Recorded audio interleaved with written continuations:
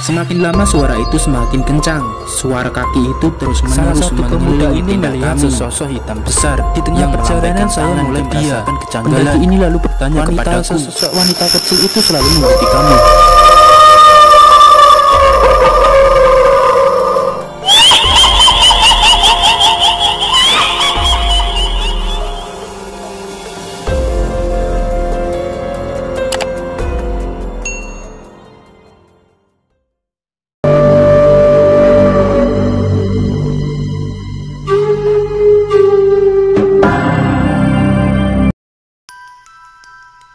Jawa Tengah tempat yang indah menurutku, dan di sini pun tempat aku dilahirkan. Aku tinggal di Jakarta bersama istri dan kedua anakku.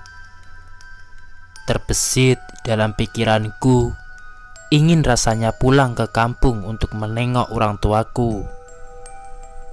Akhirnya aku putuskan bulan depan untuk pulang ke tempat kelahiranku di Jawa Tengah. Memang ini yang dinamakan takdir. Aku ditugaskan oleh perusahaan tempatku bekerja untuk berkunjung ke sana. Aku pun pamit kepada istri dan anak-anakku karena ada tugas dari kantor selama 2 minggu. Semua perlengkapan sudah kusiapkan dan aku pun berangkat pagi itu menuju Jawa Tengah. Selama perjalanan, aku teringat kawan-kawan kecilku dan kenangan bersama mereka saat melakukan pendakian di gunung itu. Mengapa aku jadi teringat pendakian itu? Hari telah berganti, aku pun sampai di Jawa Tengah. Bergegas, aku menuju ke rumah orang tuaku.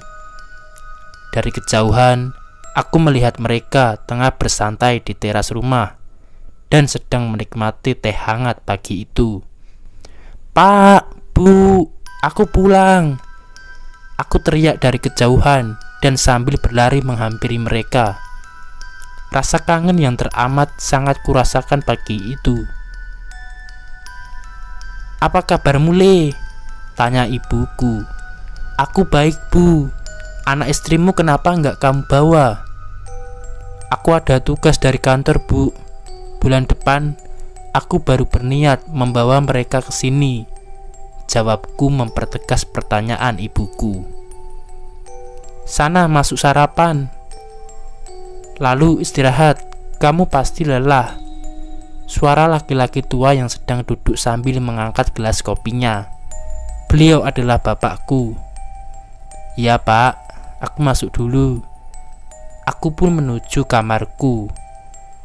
Tidak banyak berubah dengan rumah ini, hanya sedikit lebih rapi dari sebelumnya. Sampailah aku di dalam kamar, dan pertama kali yang aku lihat adalah tas ranselku.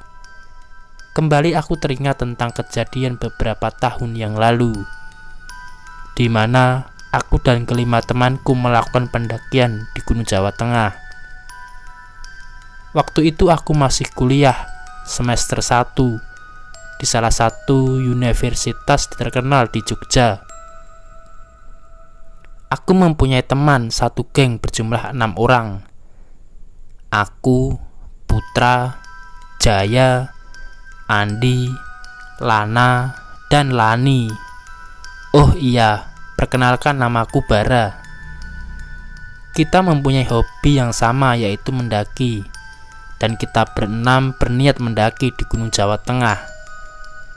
Setelah persiapan selesai, kita bersiap berangkat menuju gunung tersebut. Kita semua berkumpul di rumah Putra, karena Putra hanya tinggal bersama kakaknya. Jadi rumah Putra kita jadiin base camp tempat kita berkumpul. Satu persatu anak-anak mulai datang. Aku berbicara dengan Andi. "Di, lu bawain pesanan gue kan?" "Tenang, Bar, udah rapi semua. Tinggal kita nikmatin aja nih di atas." Andi menunjukkan 3 botol minuman untuk kita nikmati di sana. Tak lama, Jaya, Lana, dan Lani pun datang dan kita packing ulang peralatan juga logistik. Lagi asik-asiknya kita packing, Lana dan Lani ngomong, "Bar, gue lagi haid nih, gak apa-apa kan?"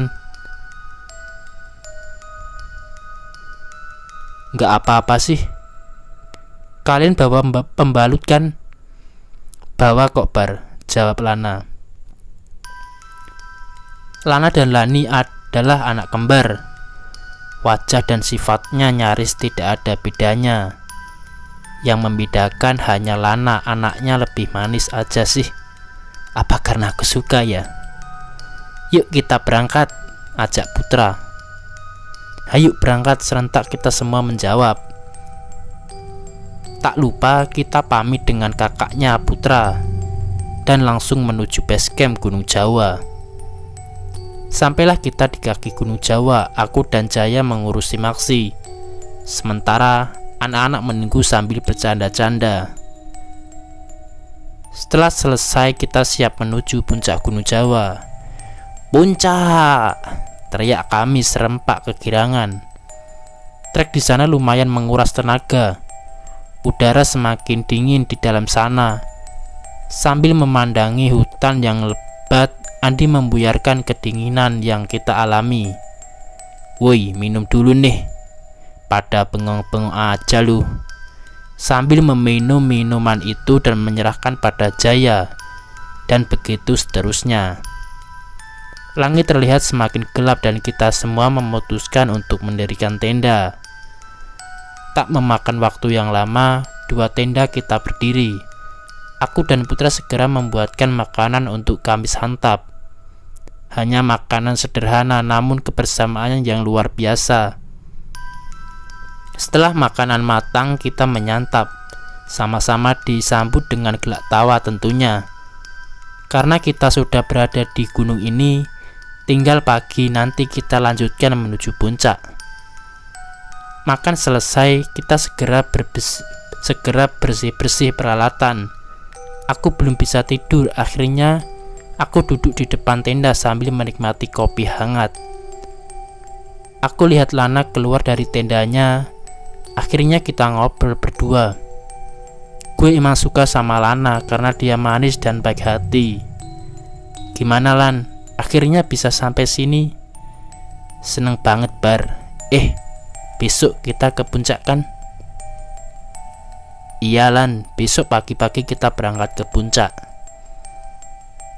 "Ya udah, gue tidur dulu ya Bar. Makasih loh udah mau temenin." "Iya Lan, istirahat ya, nanti pagi gue bangunin." Lana pun masuk ke dalam tenda dan aku masih asik berada di luar sambil menghisap rokok. Langit yang cerah membuatku betah memandang indahnya bintang-bintang yang terasa amat dekat denganku. Tanpa sadar, akhirnya aku tertidur pulas di luar tenda. Sampai akhirnya, "Bara, bangun, ayo kita ke puncak." Lana membangunkanku dari tidur. "Oh iya, ayo kita ke puncak," jawabku dengan semangat. Akhirnya kita berenam berangkat menuju puncak Gunung Jawa. Jalan kita susuri perlahan dan setelah 2 jam berjalan akhirnya kita sampai di puncak Jawa Tengah. Kita memandangi matahari yang mulai timbul dari balik lautan awan di sekeliling gunung itu. Sepanjang mata memandang hanya ada lautan awan putih dengan pantulan cahaya matahari. Sungguh indah kebersamaanmu ya Tuhan. Terima kasih kau telah ciptakan keindahan ini untuk kami. Aku memandang takjub sambil ku bersandar pada Lana. "Bar, bongkar lagi ya." Andi berbicara sambil mengeluarkan minuman dari dalam tasnya. "Hajar Ndi, kita habisin aja di sini," jawabku. Lagi asik-asiknya kita minum, langit yang cerah berubah menjadi gelap dan hujan pun turun. Aneh, pikirku. Harusnya kita sudah tidak akan terkena hujan karena awan berada di bawah kita. Akhirnya kita putuskan untuk turun dari puncak Gunung Jawa. Aku memimpin turun ke bawah dan kita bertemu persimpangan. "Bar, kita kemana nih?" Tanya Putra. Gak tahu nih Put, kok gue bingung ya. Tadi udah dikasih tanda belum sih? Udah kok, gue yang kasih tanda berdua, Andi. Jawab Jaya. Iya Bar, udah gue ikat tali warna merah kok tadi. Andi menimpali pertanyaanku. Ya udah gini deh, Putra sama lu di cari tanda ke sebelah kanan, gue ke sebelah kiri. Gue kemana? Tanya Jaya. Lu tunggu di sini temenin Lana sama Lani. Oke deh Bar, hati-hati lu ya bertiga, pesan Jaya pada kami. Kita pun berpencar untuk mencari tanda tali tersebut. Namun gak ketemu tanda apa-apa. Aku putuskan untuk kembali ke tempat semula. Gimana Bar, ketemu gak? Tanya Jaya. Putra dan Andi pun datang. Gak ada tanda tali Bar, sambut Putra. Terus kita gimana nih? Tanya Lana dan Lani. Sabar dulu ya, kita pasti keluar kok dari sini, jawabku menenangkan kepanikan mereka berdua. Terus gimana nih Bar, gue lihat sih jalur kanan lebih mudah tuh jalannya, tanya Putra. Kita diam dulu Put di sini, kita hilang arah nih soalnya, jawabku pada Putra. Tapi kita nggak bisa diam di sini aja Bar. Lu kenapa sih Put? Jelas-jelas kita tersesat. Kalau orang tersesat tuh harusnya diem, bukannya bergerak kemana-mana, timpalku pada Putra. Lu tahu sendiri stok makanan kita juga udah nggak ada. Gue nggak mau mati kelaparan Bar, jawab Putra. Aku hanya diam tanpa berkomentar. Gini aja deh, gue mau lanjut turun, siapa yang mau ikut? Tanya Putra. Gue ikut lu deh Put, jawab Andi.